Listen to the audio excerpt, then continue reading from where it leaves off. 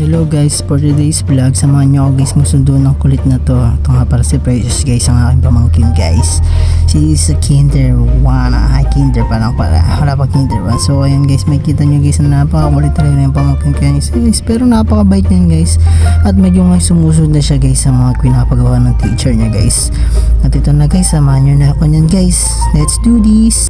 At then na nga guys, habang ganda ng araw guys, hapon nga pala yung pasok niyan guys is 1 hanggang 3 po yan guys. So ayan guys, ako lagi naghahatid yan guys pag nasundo ko na yung kuya niya sa school. Siya naman ang ihahatid ko guys. Siyempre guys, sa tito guys, habang wala naman tayong ginagawa guys, so wala pa naman opportunity guys, siyempre hatid natin ito pamangkin natin guys. Yan, ang kulit-kulit niyan guys, ang dami niyang tanong guys. Puro inuna niya guys yung baon niya guys, kasi alam niya naman guys, ipapasa niya guys na walang baon yan guys. So ayan guys, naglalakad kami yan guys. Buti na lang sinasanay ko siya maglakad guys, kasi medyo gusto niya rin sumakay ng mga motor. Pero wag natin sanayin yung bata guys, kasi bata pa yan guys. Bigyan natin sila ng strong and healthy livings guys. So ayan guys, nagpayong kami guys, sobrang init kasi yan guys at saka medyo umaambon guys. Alam niyo guys, yung araw tsaka umaambon guys, ganyan guys, yun guys. Nakikita nyo guys, basahan yung shoutout nga pala sa lugar namin guys, napakaganda. Yan na nga guys, patas na kami niyan guys, malapit na kami sa school niya. Walking distance naman yung school niya dito guys, sa punta sa amin guys, kaya don't worry guys.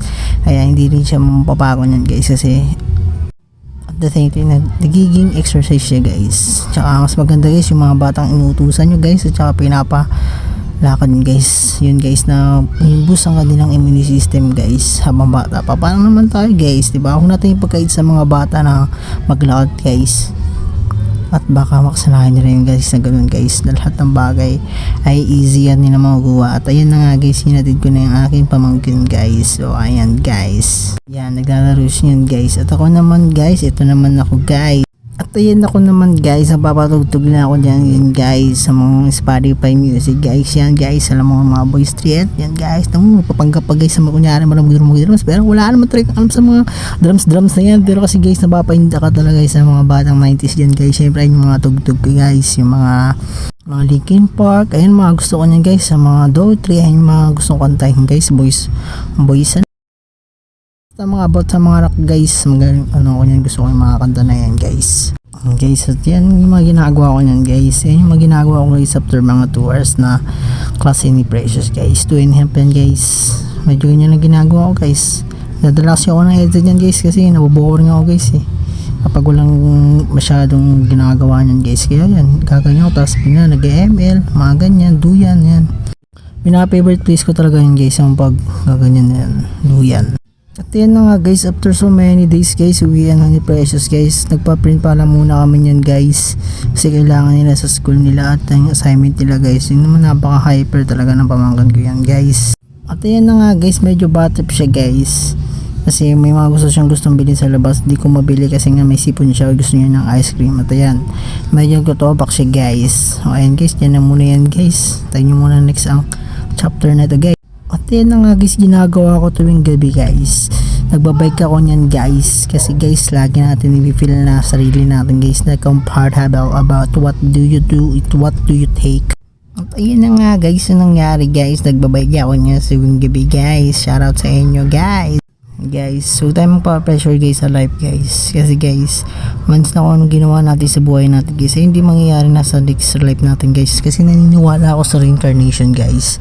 Kung anong ginawa mo sa mundong to, ganun din mangyayari sa mundo mo next year guys. Medyo malas ka man ngayon, and sana sa next life mo guys is magandang buhay ka na guys. Ganyan yan guys, kaya maging thankful ka, maging masaya ka guys kung ano ikakalabasan nito guys. Ito yan, tignan nyo guys, nauulol na yan guys kasi mga tugtog nito mga rock and roll, tapos yung magpakailan mong bite heady yung darating din ang araw na tayo'y dadanda, mawagal lang mga paa at magugubang likod. O yan guys, kinanta ko na kayo guys Syempre guys, tuwing gabi guys, itong mga nangyayari sa amin guys. Syempre, bibisitahin natin yung mga tropa natin sa labas guys.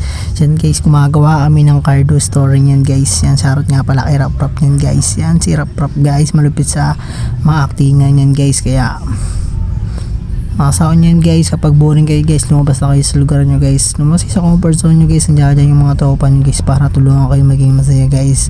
Ayan guys, makikita nyo si Rap guys kung mga sinasabi nyo guys.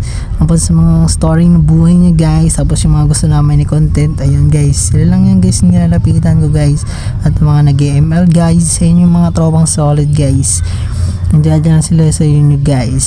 Kaya thankful ka kasi may mga ganyan pong tao guys. Lagi natin silang i-treasure guys, yung mga ganyang banding natin guys. Lagi natin yung memory yan guys, kasi ba tayo niya guys. Ayan, pinauwi na si Rap, shoutout niya si Rap. Ayun yung video guys, na magwabo mo dalang ako. Ayan, darab mo. At ayun na nga guys, dito na natatapos ang ating video guys. At sana guys, marami kayong natutunan guys dito sa video na to guys. Shoutout sa inyo guys, mga namagay guys. Din yun guys, Rap guys, manoorin nyo guys. What the fans. Tanggol! Isang bala lang tanggol! Sakit ka ng tangina. Wait lang, tanggol! Nasa na yung basura, tanggol? Nakakauta ka na ba, tanggol? Gago lang ng bala. Walang bala? Barado ka mo. Tatay with bear. Wala na, gago na, bala ka na. Ano, eto talaga tutuloy ko na. Ay, walang kakwenta-kwenta yan. Okay, tira mo. Bobo na gamit ko na nga. Ay, gago.